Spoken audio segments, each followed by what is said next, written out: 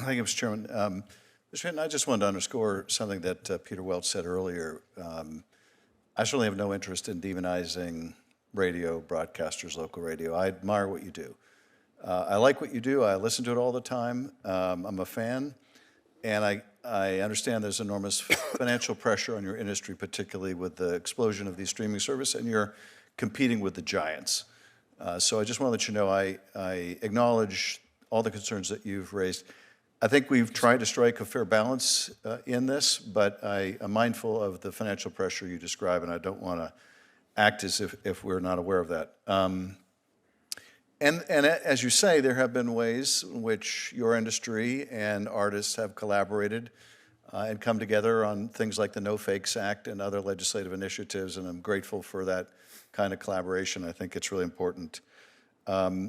Mr. Simmons, I want to ask you, there was probably a point in your career, as there is in almost every musician, where you wondered, are we really going to be able to make a go of this? Am I going to be able to earn a living this way?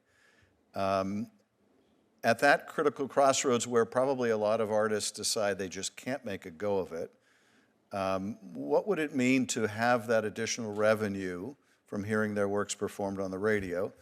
Can you tell us what that moment was like, if you ever experienced that? Maybe you knew from the beginning you were going to be a hit no matter what, so maybe you're the exception, but tell us what that moment was like for you, if you experienced it, and what it means to others to have that little extra help to get you to the next level. At the outset of any career, all those pennies, bits and pieces are so important.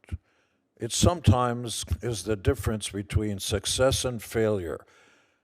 There was a band that just recently announced, a band called Garbage, successful. They sold 1 million records of something. Shirley Manson, the lead singer, announced they were quitting the music business because for them it was not financially feasible.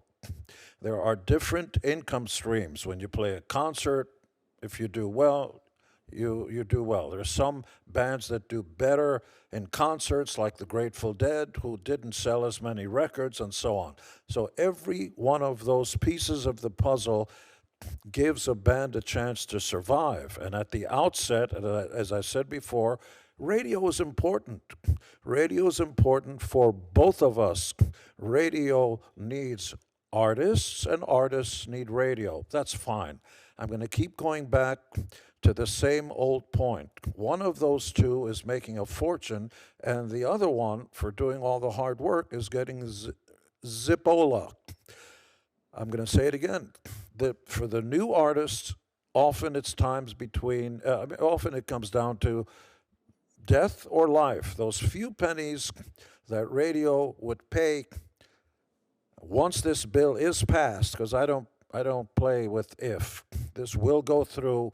I know the president well enough. He will sign this as soon as we all put this paper in front of him. It will give new bands a chance. Those extra pennies and dollars and so on will give them a little more to devote more to their craft. And again, you know, this idea that, it's just music. No, it's not. It represents America. They are our emissaries to the rest of the planet. We want to have big superstars so they can tour overseas. So everybody says, that music comes from America. I want to go to America. One of the reasons my mother and I wanted to come to America, I wanted to come, is Elvis. Where was he born? I can't think of a single performer, artist or anything that comes from, I got to go to France to hear, no, I don't, it's like, shut up. You want to come to America, the land of dreams, the land that creates superstars and superheroes. Those are our emissaries. Pay new artists especially. Pay them something, between something and $14 billion, Mr. Hinton. Thank you, Mr. Chairman. Senator Schiff, you may also want to note that Garbage is about best